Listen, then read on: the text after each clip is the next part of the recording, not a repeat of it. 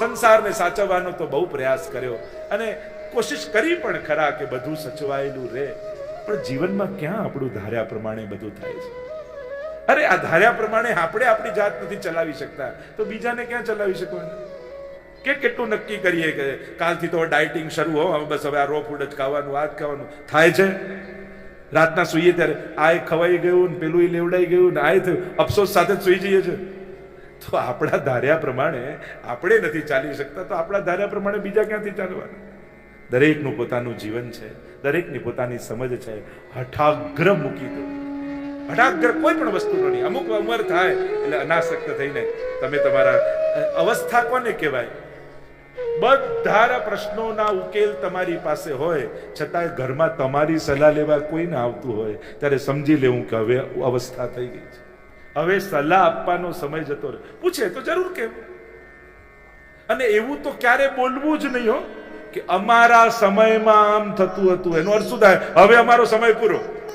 આવું તો ક્યારે કહેવું જ નહીં. વડીલો સાવધાન, જેટલા બેઠા છે, નહીં તો આઉટડેટેડ થઈ જશો. પછી બધા એમ છોકરાઓ એમ સમજશે કે આમનો તો ટાઈમ પૂરો થઈ ગયો.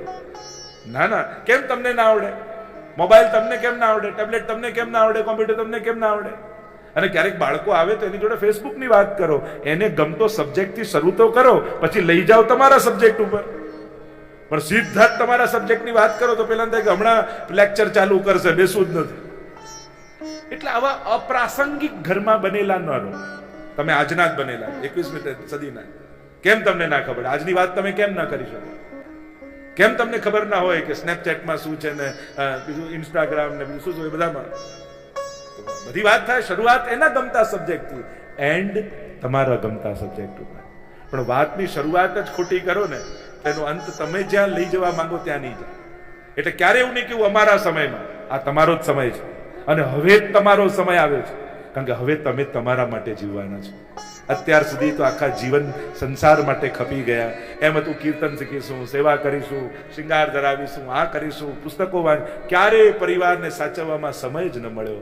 પણ હવે ઘરના લોકોને કહો કે હવે અમારે અમારી રીતે જીવવું છે, અમારા માટે જીવવું છે. બહુ જરૂરી હોય તો પૂછજો, તમારી રીતે નિર્ણય લો, આગળ વધો. પણ હવે અમારા આત્મકલ્યાણ માટે અમારે જીવવું છે. અને હવે નહીં તો ક્યારે?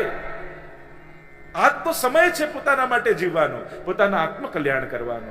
ધર્મ ભજસ્વ સતતમ ત્યજલોક ધર્માન. તો શું કરું? તો કે સેવસ્વ સાધુ પુરુષાન જહી કામ તૃષ્ણા. સાધુ પુરુષોનો સંગ કરો, એવા સંગમાં રહો જેના સંગથી અનાસક્તિ પેદા થાય. બહુ જ સંસાર આસક્ત વ્યક્તિનો સંગ કરશો ને તો તમને સંસારમાં ખૂપાવતા રહેશે. લોકો પણ એવા લોજિકો આપી આપીને શ્રદ્ધા પેદા. તમારા બા તો આટલી માળા કરતા, આટલી સેવા કરતા, તોય બીમાર પડે. બીમાર પડવામાં ભક્તિ કરવામાં મેળ શું? પણ લોકો આવા ખોટા કનેક્શનો કરે. આટલી સેવા કરતા તોય હોસ્પિટલમાં ગયા, એટલે હોસ્પિટલને સેવા કરવાનું મેળ શું? પણ લોકો ખોટા લોજિક આપી કહેવા એ માંગે કે સેવા કરવાથી કોઈ કઈ ફેર થવાનો નથી. એના કરતા પ્રેરણા તો એવી લેવી જોઈએ. તમારા બા આટલા બીમાર હતા, આટલા સમયથી હોસ્પિટલના ખાટલામાં હતા, પણ યમનાષ્ટક ક્યારે એમણે છોડ્યું નહીં હો. બેઠા બેઠા યમનાષ્ટક કરતા રહેતા. તો બીમારીમાં હોસ્પિટલના ખાટલામાં પણ યમનાષ્ટક કરતા હોય તો આપણે તો સ્વસ્થ છીએ, આપણે યમનાષ્ટક ન કરી શકીએ? પ્રેરણા તો આવી લેવાની. પણ લોકો આવી ઊંધી પ્રેરણા આપે. આટલી ભક્તિ કરતા અને તોય આમ બીમારી આવી, તોય આમ આવી. હવે શરીર છે, રોગોનું ઘર છે, તો જે ભક્તિ નથી કરતા એ માંદા નથી પડતા? રોંગ લોજિક આપી લોકોની ભગવાનમાં શ્રદ્ધા કેમ ઉઠાવાય? શ્રદ્ધા બેસે એવી વાત કરો. એવા વ્યક્તિઓના સંગમાં રહો જે તમને ભગવાનમાં દ્રઢતા જગાવે. ઠાકોરજી છે ને, બધું સારું થઈ જશે. જો ને પ્રભુ સાચવનારા છે, બધાની રક્ષા કરે છે, ને આજ સુધી તમને બચાવતા આવ્યા તો આગળ રક્ષા નહીં કરે? અને પ્રેરણા તમારે ઘરમાં આપવી હોય ને તો ઉપદેશ ના આપો, પણ પ્રેરણા આપો.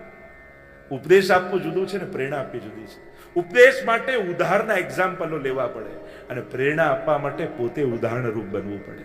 જો બેટા આપણા ઘણા જીવનમાં ઉતાર ચઢાવ આવ્યા, કાંઈ આપણા પરિવારમાં નહોતું, ઘરમાં નહોતું, અને પ્રયાસ કર્યો, અને એવા સમયે અમને વૈષ્ણવનો સંગ મળ્યો. એવા સમયે બાએ એકવાર અમને બોલાવીને કહ્યું કે મારાથી હવે સેવા થતી નથી, બેટા તું ઠાકોરજીને પધરાવીશ? અને મેં હા પાડી. સમય અનુકૂળ નહોતો, સંજોગો નહોતા, પણ ઠાકોરજી મેં પધરાવી લીધા. ઘણા ચડાવ ઉતાર આવ્યા, સુખ દુઃખના દિવસો આવ્યા, ઘણા નજીકના પોતાના ગણેલા લોકો છોડીને જતા રહ્યા દુઃખના દિવસોમાં. બધા કેટલાય આવ્યા અને ગયા, પણ ઠાકોરજીએ ક્યારે સાથ ન છોડ્યો.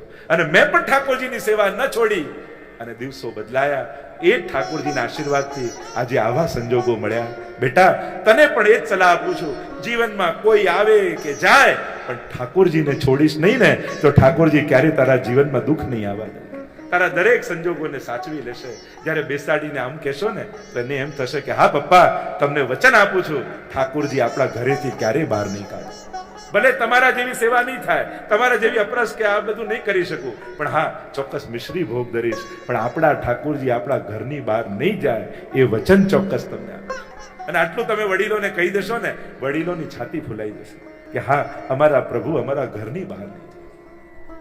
આ પ્રેરણા. જ્યારે હું તો કહું, આપણા જીવનમાં કઈ એવી ઘટના કે કઈ એવું ગુણ કે જેનું એક્ઝામ્પલ આપી આપણે ઘરના લોકોને પ્રેરણા આપી શકીએ. એને ધ્રુવ પ્રહલાદની કથા યુવાનો નથી સાંભળવી, એને તો પપ્પા શું કરે છે, દાદા શું કરે છે એમાં ઇન્ટરેસ્ટ વધારે છે.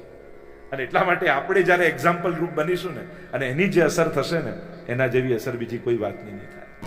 જ્યારે તમે હો ત્યારે લોકોના ફોન આવે કે ક્યારે જવાના છો, અને ન હો ત્યારે ફોન આવે ક્યારે કાઢવાના છે. પછી તો લોકો કાઢી જાય, લઈ ના જાય. માણસ છે ત્યાં સુધી એનું છે, અને ક્યારે તમારી જગ્યા પુરાઈ જશે ખબર નહીં પડે. મહિનો, 1.5 મહિનો, 2 મહિનો, અને હવેના આપાધાપીના જીવનમાં તો ક્યાં તમારી જગ્યા ભરાઈ જશે ખબર નહીં પડે. આપણે આપણી જાતને મહત્વના માનીએ છે, પણ એટલા હોતા નથી કે કોઈનું આ જીવન રોકાઈ જાય. જીવન સમય બધાના ઘાવ ભરી દેતો હોય છે. ક્યારે હવે નહીં, આજ તો સમય છે. પિતાજી ધર્મ ભજસ્વ સતતમ ત્યજ લોક ધર્માન સેવસ્વ સાધુ પુરુષાન દેહી કામ તૃષ્ણામ અન્યસ્ય દોષ ગુણ ચિંતન માસ મુક્ત્વા. હવે બીજાના ગુણ અને દોષ જોવાનું છોડી દો. ગુણ જોશો તો મોહ થશે, દોષ જોશો તો દ્વેષ થશે. તમે જેને સારો કહો છો એ જ વ્યક્તિ ઘણા માટે ખરાબ પણ હોય છે, અને તમે જેને ખરાબ કહો ને એ ઘણા માટે સારો હોય છે. આપણે કેમ કહી શકીએ કે આ સારો અને ખરાબ? આપણે કોઈના માટે નિર્ણય લેનારા કોણ? આપણે તો આપણને અનુકૂળ થયો એટલે આપણને સારું લાગે. આપણા વિચારોથી જો ઘણીવાર ઘણાના વિચાર જુદા હોય છે, વિરોધ હોઈ શકે, પણ એને વેર નહીં બનવા દે. બુદ્ધિમાન લોકોના વિચાર જુદા હોય જ. લોકો એમ માને કે બધા એક સરખું વિચારે. બુદ્ધિમાનોના બધાના પોતાના વિચાર હોય, અને એમાં કાંઈ ખરાબ નથી. મોડર્ન થવું કોને તમે માનો? ટૂંકા કપડાં પહેરી આ ડિજિટલ વસ્તુને વાપરતા આવડી જાય એ જ મોડર્ન ના. જે વિરોધી વિચારનો પણ સ્વીકાર કરી શકે ને એ જ સાચા અર્થમાં મોડર્ન છે. જે પોતાનાથી જે જુદું વિચારે છે એ વિચાર જુદા વિચારને પણ સન્માન આપી શકે એ મોડર્ન છે. મોડર્ન તો વિચારોથી થવાય છે. કોઈ વસ્તુ, વ્યક્તિ, કપડા એ કોઈ માણસને થોડી મોડર્ન બનાવે છે. વિચારથી મોડર્ન છીએ. વિચારથી 21મી સદીમાં આધુનિક છીએ કે નવા વિચારોને ખેલદિલીપૂર્વક સ્વીકારી શકીએ એટલું દિલ આપણું મોટું ખરું. વાતો કરવી સહેલી હોય છે, પણ નવો વિચાર સ્વીકારવો બહુ અઘરો છે. માણસ પોતાની માન્યતા અને ધારણાઓમાંથી બહાર નથી આવી શકતો, અને કઠિન છે. અને ઘણા યુવાનોને એમ થાય, જો પપ્પા આટલો સ્વભાવ બદલી નાખે તો વાંધો નથી, સાસુ આવો સ્વભાવ બદલી નાખે તો વાંધો નથી, દીકરો આવો સ્વભાવ બદલી નાખે તો વાંધો, એમ સારો છે. હવે આપણે આપણી જાતને બદલી નથી શકતા, તો કોઈને બદલીને સ્વીકારવાની શરત જ ખોટી છે.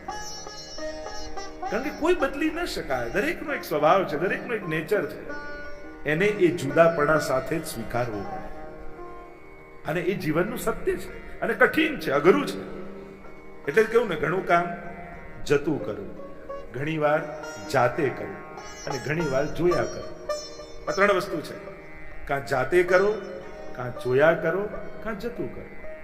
બાકી બહુ જ વધારે બધામાં કેન્દ્રમાં રહેવા જશો તો ઉદ્વેગ અને ક્લેશ સિવાય કાંઈ નથી મળતું. અન્યસ્ય દોષ ગુણ ચિંતન માસ મુક્ત્વા સેવા કથા રસમહો નિતરામ પિબત્વા. સેવા કથાના પાન કરો. તમે સારું કરવા નીકળ્યા છો એટલે તમને દુનિયામાં બધા સારા જ મળશે એ જરૂરી નથી. વિપરીત લોકોને પણ સાથે રાખીને સત્કાર્ય કેમ સાધી લેવું એ ચતુરાઈ વૈષ્ણવમાં હોવી જ જોઈએ. અને જો એ નથી તો તમારા હાથે ક્યારેય પણ સારા કર્મો નહીં થઈ શકે. આજે કોઈ પણ કાર્ય તમે કરવા જાઓ તો 25 પ્રકારના લોકો તમને મળવાના જ છે, જુદા જુદા પ્રકારના લોકો સામે આવવાના જ છે. તમે એમ વિચાર કરો, હું વિચારું એ રીતે જ વિચારનારા લોકો મારી જોડે હોવા જોઈએ, તો ક્યારેય સારું નહીં થઈ શકે. જુદા લોકો હોય જ. જો ભગવાન રામને કેવા મળ્યા હતા? વાંદરા ને રીછ જ મળે ને. ભગવાન ને તો લાવ પહેલા અમને માણસ બનાવું પછી કરો. વાંદરાને રીંછ મળ્યા છતાંય સેતુ બંધ કર્યો કે નહીં? એમ જીવનમાં ઘણીવાર આવા જ લોકો સાથે મળવાના છે, પણ આપણે સેતુ બંધ કેમ કરી લઈએ? ચતુરાઈ આપણી અંદર હોવી જોઈએ. જે કાર્ય આપણે ઉપાડ્યું છે અને આપણે જે કરવા જીવનમાં ઈચ્છીએ છીએ એ કાર્ય આપણે કેમ સાધી શકીએ? એ આપણી અંદર ચતુરાઈ અને હોશિયારી વગર સત્કાર્યો પણ આજના જમાનામાં સંભવ નથી. એટલે હું ઘણી વાર કહું ને, આપણે એમ કહીએ કે ભોળાનો ભગવાનો એવું સાંભળ્યું, પણ મૂર્ખાનો ભગવાનો એવું ક્યાંય નથી સાંભળ્યું. જે પોતે પોતાના સંકલ્પો અને સત્કર્મો નક્કી કરેલા સાધી ન શકે, એવી ચતુરાઈ એની અંદર ન હોય તો એની પાસે ક્યારે થવાનું જ નથી. એટલે અત્યારના સમયમાં સારું કરવા માટે સમર્થ બનવું જરૂરી છે અને ચતુર બનવું જરૂરી છે. કે તમારે સારું કરવા માટે કઈ રીતે રસ્તો કાઢી કેમ બધાને સાથે રાખીને સત્કર્મ સાધી લેવું, અને તો જ આ કાર્ય થઈ શકે. જુદા પડવું રહેવાનું જ છે દુનિયામાં. તો સેવસ્વ સાધુ સેવા કથા રસમહો નિતરામ પિબત્વમ, નિરંતર સેવા અને કથાના પાન કરો. તમને એમ થાય કે આ સેવામાં કથામાં આટલા કલાક બેઠા તો આ સમય કામનો ક્યારે? તો કે જ્યારે અંતિમ સમય આવે ને માણસનો, અને જ્યારે બધું ભૂલાઈ જાય, એમ થાય કે હવે આંખ પર વશ નથી, કાનમાં વશ નથી, જીવા પર વશ નથી, ત્યારે આ કથામાં ભેગા કરેલા પુણ્યો તમારી સામે આવીને ઉભા રહી જશે અને પ્રભુને ખેંચી લાવી તમને ઠાકોરજીના ધામ સુધી લઈ જશે. આ કથામાં તમે સમય વાપરતા નથી, વાવો છો. અને આ વાવેલું ક્યારે ઉગશે? કે જ્યારે બધાનો સાથ છૂટવાનો હશે ને, ત્યારે આ કથાનો સાથ તમને મળી જશે અને આ કથા તમને તારી જશે. સેવા કથા રસમહો નિતરામ પિબત્વમ. પિતાજી અને અનાસક્તિ પ્રગટ થઈ વનમાં ગયા, આત્મદેવનો ઉદ્ધાર થયો છે અને હવે તો ધુંધકારીને કોઈ ટોકનારું ઘરમાં રહ્યું. અને એ સમય અને એ સંજોગો બહુ ખતરનાક હોય છે જ્યારે ઘરમાં તમને કોઈ કહેનારું ન હોય. કોઈ વડીલ હોય ને કે કદા બે વાર ટોકે અને આપણને નાય ગમે, પણ આટલું સમજાય નહીં કે એમના ટોકવા પાછળ એમનો પ્રેમ છે, તમારા માટેની ચિંતા છે, તમારા માટેની લાગણી છે, એનો દ્વેષ નથી. એમનું ઇન્ટેન્શન આપણે શબ્દોને સાંભળીને સ્વીકારી લઈએ, એનું ઇન્ટેન્શન આપણને સમજમાં નથી આવતું. છોકરાને ન ગમે, 12-1 વાગે ઘરે આવ્યો મમ્મી જાગતી હોય અને કે બેટા આટલો મોડો આવે, તું શું કરવા જાગે છે, તું તો સુઈ જા. પણ એ તો માં જ સમજી શકે કે શેના માટે જાગે છે. એના માટે જ્યારે એ મા બાપ બને ને ત્યારે સમજમાં આવે કે ઊંઘ ના આવે માને. એની જાગવા પાછળ તમારા માટેનું બંધન નથી, તમારા માટેની લાગણી. હું તો કહું, તમે ડોક્ટર થઈ જાઓ, વકીલ લો, આટલું બધું વાંચી લો, ભણી લો, પણ જો તમને તમારા વડીલોના હૃદય વાંચતા ન આવડ્યું ને તો તમારા જેવું અભણા દુનિયામાં કોઈ નથી. તમને જો તમારા સ્વજનોના મન વાંચતા ન આવડ્યા તો તમારા જેવું નિરક્ષર અભણા દુનિયામાં કોઈ ન કહેવાય કે આટલું બીજાનું લખેલું વાંચી લીધું પણ સ્વજનોના મન ન વાંચી શકે. કે એની ચિંતા, એની લાગણીઓ, તમારા માટેનો એક ભય કે ક્યાંક તમારું અહિત ન થઈ જાય, એના માટેની એની ચિંતા તમે વાંચી નથી શકતા. તમને એ તમારું બંધન લાગે છે. આ બંધનમાં રાખવા માટે નથી, તમને સુરક્ષિત રાખવા માટે છે કે તમારું ક્યાંક અહિત ન થઈ જાય, કોઈ કડવો એવો જીવનમાં અનુભવ નથી. અને મા બાપ, અને ખાસ કરીને માં અને ભગવાન ખબર નહીં કેવી શક્તિ આપી દેતા હોય છે. તમારા 5 ફ્રેન્ડ હોય ને, એમાંથી જે સારો ન હોય ને, માને તરત ખબર પડી જાય, એટલે કે બેટા બાકી બધા બરાબર, આનું ધ્યાન રાખજો, આ બરાબર નથી. એને ખબર નહીં, કુદરત જ પ્રેરણા આપી દે કે આની બસ સાચો છે, આ મને બરાબર નથી લાગતું. અને એક દિવસ એનો જ તમને કડવો અનુભવ થાય. તો આ એની લાગણીની શક્તિ છે. એટલા માટે જ્યારે કોઈ તમારી ચિંતા કરે છે, તમારા માટે કોઈ જાગે છે, એનું રિસ્પેક્ટ કરજો, એની લાગણીઓને આદર આપજો, એને તરછોડતા નહીં. કારણ કે આટલું ભણી ગણીને આટલું ન વાંચતા શીખીએ પછી આપણા કરતા અભણ પણ મોટું. અને કોઈ કહેનારું ઘરમાં ન રહ્યું ત્યારે તો સ્વચ્છંદ થઈ ગયો ધુંધકારી, ગણિકાઓને લઈ આવ્યો ને ગણિકાઓને લઈ અને હવે તો એમની ખુશી માટે ચોરીઓ કરે ને અને અમને રાજી કરવા રાજાને ત્યાં ચોરી કરી. અને ગણિકાઓને બીક લાગી કે અરે રાજા જો આને પકડશે તો અમને પકડશે ને અમને મારી નાખશે, અમે મરીએ એના કરતા આને ન મારી નાખીએ. અને આમ કરીને ઊંધો લટકાડ્યો ધુંધકારીને, ખૂબ માર્યો, પ્રતાડિત કરી, મરચાની ધૂણી કરી, તડપાવીને મારી નાખ્યો ધુંધકારી. અને આ રીતે એની મૃત્યુ થઈ તો એની અધોગતિ થઈ, પ્રેત બની. ગૌકર્ણજીને સમાચાર મળ્યા અને જઈને ગયામાં જઈને શ્રાદ્ધ કર્યો. પોતાના ગામમાં આવીને સૂતા છે અને ચિત્ર વિચિત્ર આકૃતિઓ રાતના સમયે દેખાવા લાગી. કોઈ કંઈ બોલવા માંગે છે, કહેવા માંગે છે, પણ બોલી શકતું નથી. હાથમાં જળ લઈને અભિમંત્રિત કરીને છાંટ્યું. જોર જોરથી રડવાનો અવાજ સંભળાયો. પૂછ્યું કોણ છે? રડતા રડતા કહ્યું કે હું તમારો ભાઈ ધુંધકારી છું. મેં એટલા પાપ કર્યા અને મારી આવી અધોગતિ થઈને પ્રેત બન્યો છું, તડપી રહ્યો છું, મને આ યોનિમાંથી મુક્ત કરો. ધુંધકારીને કહ્યું ગૌકર્ણજી, મેં તારી પાછળ ગયા શ્રાદ્ધ કર્યું, તર્પણ કર્યા, છતાંય તારો ઉદ્ધાર નથી થયો. મેં એટલા પાપ કર્યા છે કે 100 વાર ગયા શ્રાદ્ધ કરો તોય મારો ઉદ્ધાર સંભવ નથી. આપ જ્ઞાની છો, શાસ્ત્રોના વેદતા છો, આપ કોઈ ઉપાય બતાવો કે મારો ઉદ્ધાર થાય. ગૌકર્ણજી સવારના સમયે ગયા છે નદીમાં સ્નાન કરવા માટે. નિત્યના નિયમ અનુસાર અંજલિ લીધી અને અર્ઘ સમર્પિત કર્યો સૂર્યનારાયણને. સૂર્યનારાયણ પ્રગટ થયા અને પ્રશ્ન કર્યો, 100 ગયા શ્રાદ્ધથી પણ જેનો ઉદ્ધાર ન થાય એના ઉદ્ધારનો ઉપાય શું? અને ત્યારે સૂર્ય ભગવાને કહ્યું, ગૌકર્ણજી તમે ભાગવત કરો. ભાગવત કથાનો એવો પ્રભાવ છે, 100 ગયા શ્રાદ્ધથી પણ જેનો ઉદ્ધાર ન થાય, એક ભાગવત કથાના શ્રવણ માત્રથી એની પ્રેતીઓની છૂટી જશે. ગૌકર્ણજીએ નિર્ધાર કર્યો કે હું પોતે ભાગવત કથા કરીશ. પોતે શાસ્ત્રના વેદતા છે. સમસ્ત નગરવાસીઓને બોલાવ્યા, વિશાળ પંડાલ બંધાવ્યો છે.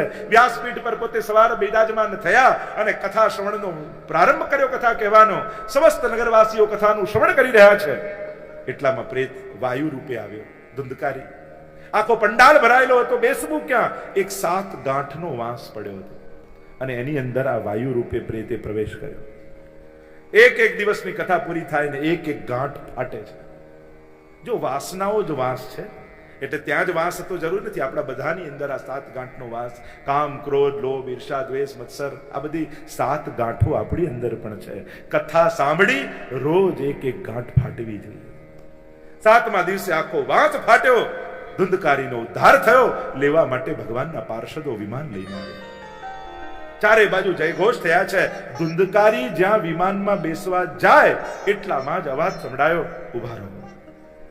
અને પાર્ષદોએ વળીને જોયું તો ગૌકર્ણજી. શું છે? ગૌકર્ણજીએ કહ્યું કે કથા તો બધાએ સાંભળી, પછી વિમાન કેવલ ધુંધકારી માટે જ કેમ? કહું કે બધાએ સાંભળી તો છે, પણ જે રીતે ધુંધકારીએ સાંભળી એ રીતે કોઈએ નથી સાંભળી. એણે શ્રવણ, મનન અને નિધિધ્યાસન કર્યા છે. શ્રવણસ્ય વિભેદેન ફલભેદો અત્ર સંસ્થિતઃ.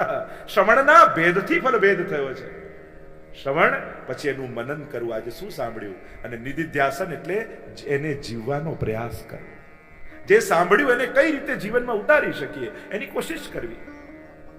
ગૌકર્ણજીએ કહ્યું કે હું ફરી કથા કરીશ, અને ફરી કથા કરી છે. સમગ્ર નગરવાસીઓએ શ્રવણ, મનન, નિધિધ્યાસન કર્યા અને હવે તો વિમાનમાં ભગવાન લેવા માટે આવ્યા. સમસ્ત નગરવાસીઓનો ઉદ્ધાર થયો છે. ચારે બાજુ જયઘોષ થયા છે. ભાગવત કથાનો પ્રભાવ એવો છે, એના શ્રવણથી પ્રેત યોનિમાં રહેલા જીવની પણ મુક્તિ થઈ. 6થા અધ્યાયમાં ભાગવત કથા શ્રવણની વિધિ બતાવી. શ્રવણની વિધિમાં બતાવ્યું કથા ક્યાં બેસાડવી, તો કે વિશાલા વસુધા યત્ર કર્તવ્યમ તત્કથા સલમ, કે જ્યાં વધારેમાં વધારે લોકો ઉત્તમ રીતે શ્રવણ કરી શકે એ રીતે કથા કરાવે. જેમ કોઈ તમે પરબ ખોલો ને જેટલા લોકો પાણી પી જાય એટલું પુણ્ય વધારે, એમ કથા બેસાડો અને જેટલા લોકો સાંભળી જાય એટલું પુણ્ય વધારે. આ કથાનું મહાત્મ્ય છે કે તમારા થકી જેટલા લોકોના જીવનમાં ભગવાનની કથા પહોંચે, એટલે કે કોઈની ભક્તિમાં નિમિત્ત બનવું એનાથી મોટું પુણ્ય આ જગતમાં કોઈ નથી. કોઈને ભગવાન માટે પ્રેમ જગાવવો એનાથી મોટું સત્કર્મ આ જગતમાં કોઈ નથી. અને આ કથા દ્વારા કેટલાના હૃદયમાં ભગવત ભાવ જાગે છે. કેટલું બજેટ બનાવવું, કથા કરું બજેટ શું? ભાગવત મહાત્મ્યમાં આપી દીધું.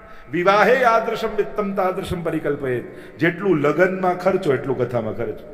હવે સાદાઈથી લગ્ન કરવા કે ધામધૂમથી આપણે નક્કી કરવાનું, પણ બજેટ આપી દીધું. કહ્યું કોના મુખે કથા સાંભળી? વિરક્તો વૈષ્ણવો વિપ્રો વેદ શાસ્ત્ર વિશુદ્ધિકૃત દ્રષ્ટાંત કુશલો ધીરો વક્તા કાર્યોતિ નિસ્પૃહ. જે બહુ લૌકિકમાં આસક્ત ન હોય, બ્રાહ્મણ હોય, શાસ્ત્રોનો જ્ઞાતા હોય અને અઘરી વાત પણ સરળતાથી સમજાવી શકે એના મુખે સાંભળવી. કથામાં ઉપવાસ કરવો કે ભોજન કરવું? ઘણા લોકો એટલો ભયંકર ઉપવાસ કરે ને કે આમ કથા ટાઈમે તો આમ ગોટે વળી ગયા હોય, આમ આંખ જ ના ખુલે. તો આવું વ્રતની જરૂર નથી. કથામાં શ્રવણ મહત્વનું છે, ઉપવાસ સહાયક છે. વ્રત કરીને કથામાં મન લાગે છે તો વ્રત કરો, અલ્પાહાર કરીને કથામાં મન લાગે તો અલ્પાહાર કરો, પેટ ભરીને ખાઈને કથામાં મન લાગે છે તો પેટ ભરીને ખાઈને આવો. મુખ્ય વાત છે કથામાં મન રહેવું જોઈએ. એવા કોઈ કઠોર નિયમ કથા ટાઈમે નહીં લેવા કે જેથી કથામાં મન જતું રહે. નહીં તો આપણું ફરાળ તો કેટલું વિકરાળ હોય છે, તમને ખબર જ છે. અને એટલા માટે મુખ્ય વાત શ્રવણ છે કથામાં. જેટલું મન લાલાયિત ભગવત કથા સાંભળવામાં રહે એ રીતે રહે. તો આમ 6 અધ્યાયમાં મહાત્માને વિરામ આપ્યું. બોલો ગોવર્ધનનાથ કી જય, વલ્લભાધીશ કી જય. પ્રથમ સ્કંદ શ્રીનાથજી બાબાનું દક્ષિણ ચરણ. અને પ્રથમ સ્કંદને મહાપ્રભુજી અધિકાર લીલા કહે છે. 19 અધ્યાયમાં પ્રથમ સ્કંદની કથા કહી છે. 12 અંગવાળા શ્રીનાથજીની વાત કરી ને, એમાં પહેલા 2 સ્કંદ એટલે 2 ચરણ, ત્રીજો ને ચોથો સ્કંદ બંને બાહુ, પાંચમો ને છઠ્ઠો સ્કંદ બંને જંઘાઓ, સપ્તમ સ્કંદ મુષ્ટિકા વાળો હાથ, આઠમો ને નવમો સ્કંદ બંને વક્ષસ્થળ, દશમ સ્કંદ હૃદય, એકાદશ સ્કંદ મસ્તક, 12મો સ્કંદ ઊંચો ઉઠેલો હાથ. 12 સ્કંદ વાળા શ્રીનાથજી બાબા ભાગવતમાં બિરાજમાન છે. મહાપ્રભુજી 7 રીતે એકાર્થ કરે છે, ભાગવતને સમજાવે છે 7 પ્રકાર. શાસ્ત્રે સ્કંદે પ્રકરણે અધ્યાયે વાક્ય પદેક્ષરે એકાર્થ સપ્તધા જાનન અવિરોધેન મુચ્યતે. શાસ્ત્રે સ્કંદે પ્રકરણે અધ્યાયે વાક્ય પદે અક્ષરે, અક્ષરના અર્થો મહાપ્રભુજી કરે. એક ભાગવતાર્થ પ્રકરણ અને બીજું સુબોધિનીજી. આ 2માં 7 અર્થો ભાગવતજીના કરે, 7 પ્રકારથી. શાસ્ત્રે સ્કંદે પ્રકરણે આમ 4 પ્રકારે, ભાગવતાર્થ પ્રકરણમાં 3 પ્રકારથી સુબોધિનીજી. મહાપ્રભુજીનું તો પ્રાગટ્ય જ ભાગવતના અર્થોને પ્રગટ કરવા માટે થયું. 3 ઉદ્દેશ્ય શ્રી મહાપ્રભુજીના ભૂતલ પર પધારવાના બતાવવામાં આવે છે. પહેલું કારણ દૈવોદ્ધાર પ્રયત્નાત્મા, દૈવી જીવોનો ઉદ્ધાર કરવો. એટલે કે જે લીલાના જીવો છે એને પુનઃ ભગવત સંબંધ કરાવી અને ફરી લીલામાં અંગીકાર કરવા. આ મહાપ્રભુજીનું પધારવાનું કારણ. બીજું કારણ બતાવ્યું ભગવત સેવાનો ઉપદેશ. ઘર ઘરમાં ઠાકોરજીની સેવા બિરાજે અને સેવા રીત પ્રીત વ્રજ જન કી જનહિત જગ પ્રગટાઈ, પ્રગટ ભય માર્ગ રીત દેખાય. શેના માટે પ્રગટ થયા? વ્રજ ભક્તોની રીત અને પ્રીત આ બંને પ્રગટાવવા માટે પ્રગટ થયા. આપણે જે સેવા કરીએ છીએ. અને ત્રીજું ને પ્રધાન કારણ ભૂતલ પર આવવાનું એ જ ઠાકોરજીના મુખારવિંદનું સ્વરૂપ શ્રી મહાપ્રભુજી રૂપે પ્રગટ થયું. શ્રી ભાગવત ગૂઢાર્થ પ્રકાશન પરાયણાય નમઃ. સર્વોત્તમ સૂત્રમાં કહ્યું ને, શ્રી ભાગવત સમુદ્ર મથનક્ષમ, ભાગવતના સમુદ્રનું મંથન કરી આ પુષ્ટિ રૂપી રત્નને આપણને આપ્યો. ભાગવત સુધા રસ મત કે અપનો પંથ જતાયો, તુમ શરણાગત આયો શ્રી વલ્લભ, તુમ શરણાગત આયો. શ્રી મહાપ્રભુજી ભૂતલ પર પ્રગટ થઈ અને ભાગવતના ગૂઢ અર્થોને પ્રગટ કર્યા અને ભાગવતને ચોથા પ્રમાણ ગ્રંથ રૂપે હિન્દુ ધર્મમાં પ્રસ્થાપિત કર્યો. નહીં તો 3 ગ્રંથો પ્રમાણ રૂપે પ્રમાણેલો ઓથેન્ટિક માનવામાં આવતા ગીતાજી, વેદ અને બ્રહ્મસૂત્ર. મહાપ્રભુજી ભાગવતજીને પણ પ્રમાણ રૂપે સ્વીકૃત કરાવ્યું કે આ ગીતાજીનો જ વિસ્તાર શ્રીમદ ભાગવત છે. અને ભાગવત સુધારસ મત કે અપનો પંથ જતાયો, ભાગવત સમુદ્ર મથનક્ષમ, ભાગવત રૂપી સમુદ્રનું મંથન કરી સુબોધનીજી રૂપી નવનીત આપ્યું. એટલે જ કહ્યું મહાપ્રભુજીને કહ્યું, શ્રી હરિરાય મહાપ્રભુજી કહે છે કે જેને સુબોધનીજીના દર્શન નથી, નાશ્રિતો વલ્લભાધીશો ન ચ દ્રષ્ટા સુબોધિની ન રાધિ રાધિકા નાથો વૃથાત્મ જન્મ ભૂતલે, એનું તો જન્મ જ વૃથા ગયો. તો આ ભાગવતનું મહાત્મ્ય કેવું છે? આ એક મહાપુરાણને, એક ગ્રંથને પ્રગટ કરવા માટે 3 અવતારો ભગવાનના થયા. પહેલો અવતાર વ્યાસજી કે જેમણે લખ્યું, બીજો અવતાર નારદજી જેમણે પ્રેર્યું અને ત્રીજો અવતાર શ્રી મહાપ્રભુજી જેણે ગૂઢ અર્થોને પ્રગટ કર્યા. તો એક ભાગવતને પ્રગટ કરવા માટે પ્રભુએ 3 અવતાર ધારણ કર્યા. એવું મહાત્મ્ય શ્રીમદ ભાગવતનું છે. તો મહાપ્રભુજી તો સ્વયં શ્રી ભાગવત પ્રતિપદ મણિવર ભાવાંશુ ભૂષિતા મૂર્તિ શ્રી વલ્લભા વિદાનસ્તનોતુ નિજ દાસસ્ય સૌભાગ્યમ. કેવા સુંદર અર્થો આપણે વિસ્તારમાં નથી જતા, પણ અધિકાર લીલા મહાપ્રભુજી પ્રથમ સ્કંદને કહે છે. એટલે કે 3 પ્રકારના અધિકારી, વક્તા અને શ્રોતાની વચ્ચેનો આ ડાયલોગ છે. આપણા ધર્મગ્રંથો છે ને એ સભાના સ્ટેજ પરથી આપેલા ઉપદેશો નથી, પણ 2 જણાની વચ્ચેના સંવાદો છે. કૃષ્ણ અર્જુન સંવાદ એ ગીતાજીમાં પણ કઈ સંવાદ છે, ઉપદેશ આદેશ નથી, ભાષણ નથી. એમ ભાગવતમાં પણ આ 3 જણાની વચ્ચેનો સંવાદ. ઉત્તમ વક્તા અને શ્રોતા મધ્યમ વક્તા અને શ્રોતા અને કનિષ્ઠ વક્તા અને શ્રોતા એટલે તૃતીય વક્તા અને શ્રોતા. આ અધિકાર વક્તા અને શ્રોતાઓના પ્રથમ સ્કંદમાં બતાવ્યા એટલે પ્રથમ સ્કંદને મહાપ્રભુજી અધિકાર લીલા કહે છે. અધિકારનો સાધારણ અર્થ હક થાય, આના ઉપર મારો અધિકાર છે. પણ ધર્મમાં અધિકારનો અર્થ થાય પાત્રતા. આની આપણે કહીએ કદાચ આનો અધિકાર નહીં હોય એટલે યોગ્યતા કહીએ ને પાત્રતાના અર્થમાં કે આ કદાચ આને યોગ્ય નહીં. ઠાકોરજી પહેલા પાત્ર બનાવી પછી પ્રસાદની પ્રાપ્તિ કરાવે છે. પણ પાત્ર બનાવવાની પ્રક્રિયા હોય ને એ વ્યક્તિને પરીક્ષા જેવી લાગે કે ભગવાન મારી પરીક્ષા લે છે. એટલે પરીક્ષા ચાલતી હોય ત્યારે જલ્દી નિર્ણય લેવામાં ઉતાવળ ન કરતા, પરિણામમાં નક્કી કરજો કે આ પરીક્ષા હતી કે પાત્રતાની સિદ્ધિ હતી. પ્રભુ પહેલા યોગ્યતા સંપાદન કરે પછી જ કોઈ ઉત્તમ વસ્તુનું દાન કરે, પહેલા યોગ્ય બનાવે. એટલે પ્રભુની ક્રિયામાં નિર્ણય લેવાની ઉતાવળ નહીં કરે, કારણ કે હજી તમે પ્રક્રિયામાં છો, હજી તમે you are in under process, તમે પ્રોસેસમાં છો. પરિણામમાં નક્કી કરજો કે પ્રસાદ હતો કે પરીક્ષા હતી. ઠાકોરજી પરીક્ષા લઈ, જો સાધારણ વ્યક્તિ હોય ને, સાધારણ શિક્ષક હોય એ ભણાવે પછી પરીક્ષા લે, અને ભગવાન છે ને એવી પરીક્ષા લે કે પછી એવું ભણાઈ જાય કે જીવનભરમાં ભૂલાય જ નહીં. ભગવાન પરીક્ષા લઈને ભણાવે. તો હજી તમે પ્રક્રિયામાં હો, જલ્દી નિર્ણય લેવાનો પ્રયાસ ન કરતા.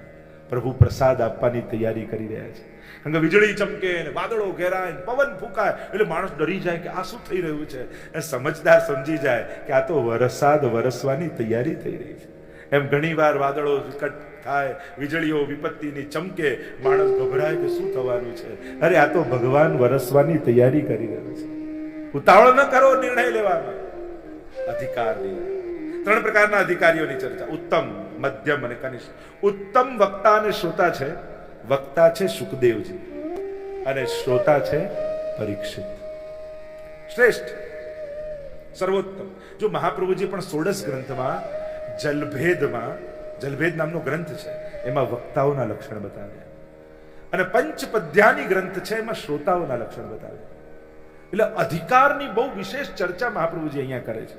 કારણ કે વસ્તુ ગમે તેટલી ઉત્તમ હોય પણ જેટલો અધિકાર હોય પ્રાપ્તિ એટલી જ થાય.